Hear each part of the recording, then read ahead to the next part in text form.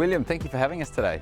Thanks, Owen. Thanks for being here. What's this place all about? What have you got here for us? The frontage, we wanted to keep it a little bit subtle. Then it's a bit more like resorty, sort of the 70s sort of theme. And yeah, you'll see it's a bit timeless. So it's going to reveal itself to us as we head through. It will. A lot of people, when they walk in, they always tell us like, we didn't expect that when we walked in. So, well, I'm excited to find out more. Should we go and have a look? Let's do it, Owen.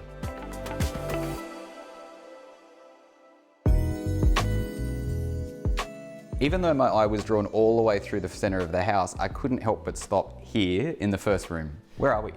We're in the master bedroom, and maybe because we've kept it a little bit more open to the ensuite. Behind you, we've got the glass sliding doors, which partition off the ensuite just for humidity and sound. At the same time, we can actually keep the ensuite and the bathtub as and part the of master the bedroom room connected. Which feels very sort of luxury hotel resort style. Yeah. That's right. I mean, during construction, we actually made a decision to keep the actual ensuite tile, the back wall, running right behind the bed head. It's almost like being its own bed head, and it's got the grey tones, which was what we've got throughout the whole house and within skirtings, but then you've also got some browns to give a bit of warmth and make it feel a bit more homey as well. So. Absolutely. It is very nice and sort of unexpected to have that sort of sheer wall of stone behind a bed head, but it doesn't feel cold. There's plenty more to see. Should we go and take a look? Let's do it. One of the most controversial things that we did was the flooring. You know, the texture, the black and the grain, and we just stuck to our guns and we did it. And most people love it. I mean, there are, always the one or two that don't like it, but I would say 95% of people love it when they walk in and ask us where'd you get it from.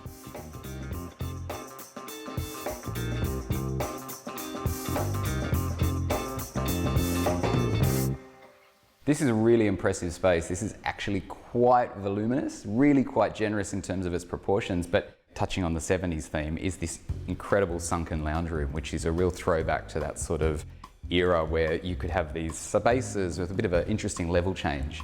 How did that come about? It's based on the theme again, but it also gives you an area where it's not just so open, it's the defined area, which is a lounge room. Obviously serves the pool with the pool seats as well. So the pool has a swim-up bar? It does have a swim-up bar, yeah. The only problem with that is you need a full-time barman. So, well, you never have to go on holiday ever again. This is a holiday at home. Perfect. That's what we're trying to achieve, so yeah.